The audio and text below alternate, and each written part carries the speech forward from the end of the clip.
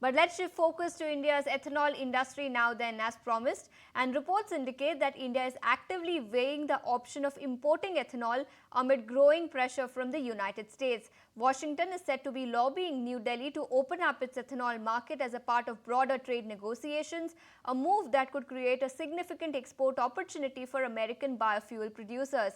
Currently, India only allows ethanol imports for non-fuel and industrial purposes, with a firm cap on fuel-grade imports to protect the domestic producers. But any policy shift now could potentially reshape the contours of India's ethanol ecosystem, especially at a time when the government is pushing for energy security and cleaner fuel options. To break this down for us and what this means for the domestic ethanol market and its long-term implications, we are now joined by Mr. Nitin Awasthi, analyst at InCred Research Services, now joining us. Mr. Awasthi, thank you so much for taking your time out and joining us here on ET Now. For now, it is a source-based story, but reports suggest that perhaps India could consider import of ethanol. As of now, it is allowed only for industrial purposes, but if at all it were to be allowed for fuel blending as well, help us understand what kind of impact will this have on domestic ethanol manufacturers? That why is there a sudden push from the US? The whole push from the US is because they are large exporters of maize products, including ethanol and soybeans to China.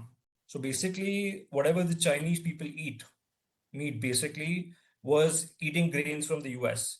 Now there has been a policy change in China, which is where they are trying to grow and reduce their dependence on US, especially for food security, which is leading to a lot of production in the US, which is stuck.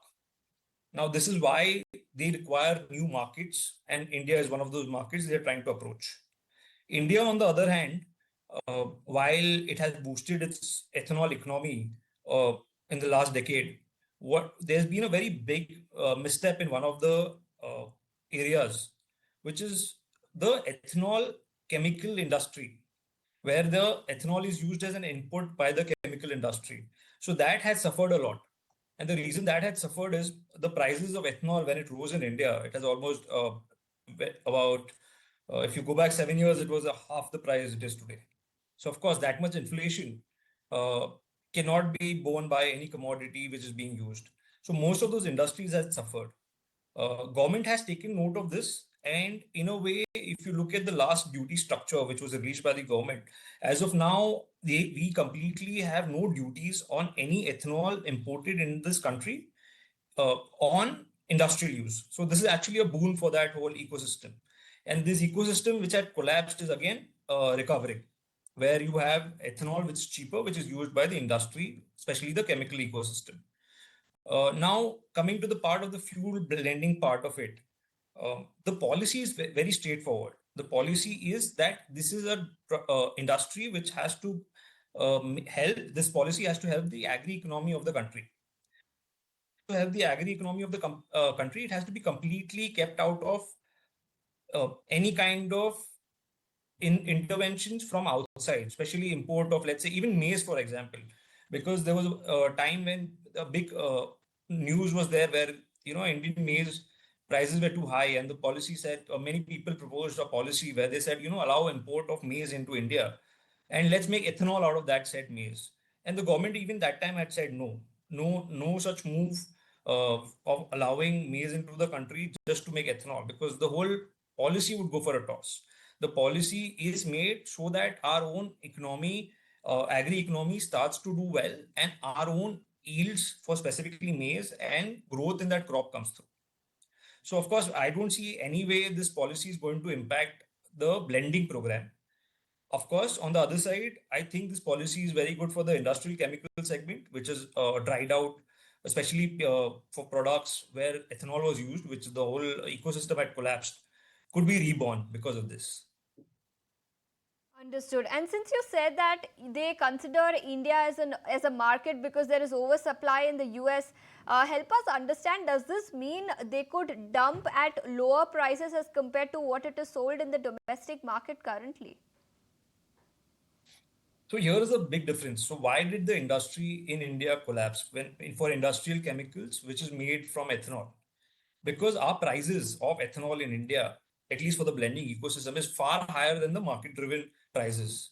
Even today, market-driven prices, if you import it into India without taxes, you will get it at somewhere between 40 to 45 rupees a liter, which is cheaper than any route of ethanol used in the blending program.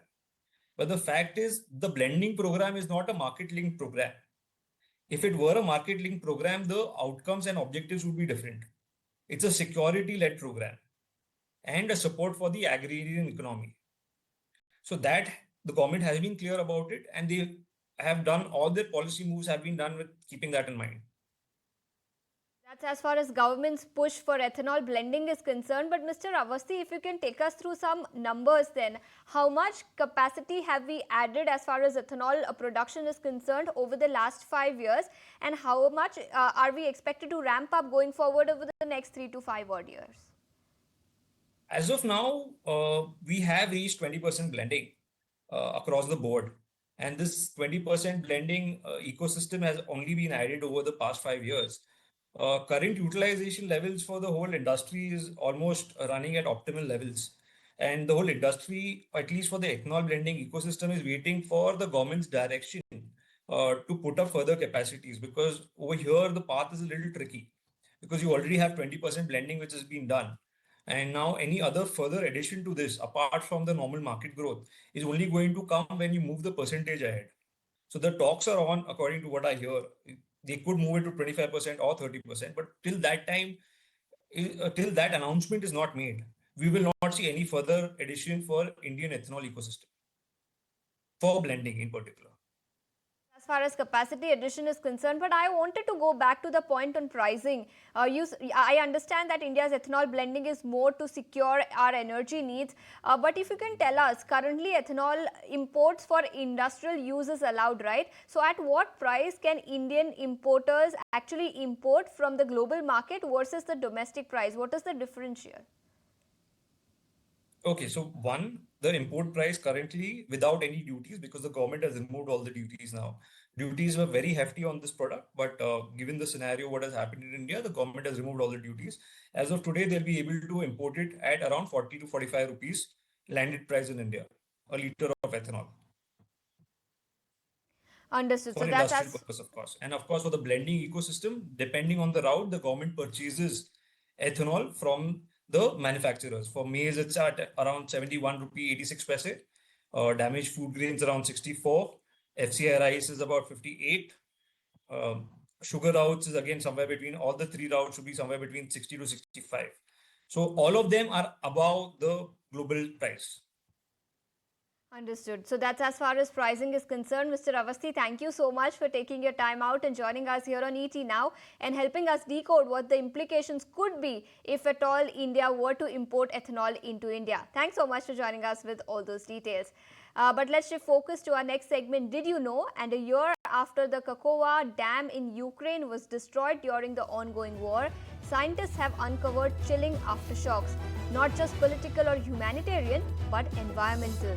A recent study has revealed that the collapse exposed lake bed sediments laced with more than 83,000 tons of heavy metals, including lead, cadmium, and nickel, creating what researchers called a toxic time bomb. While less than 1% of these highly toxic metals may have been released initially when the reservoir drained, long-term threat looms large. Experts warn of a slow seepage into the water system, posing serious risk to human health, especially in regions where river water is key fallback during municipal shortages. Remember, this is not just an ecological tragedy, it's a chemical crisis unfolding silently with consequences that could linger for generations.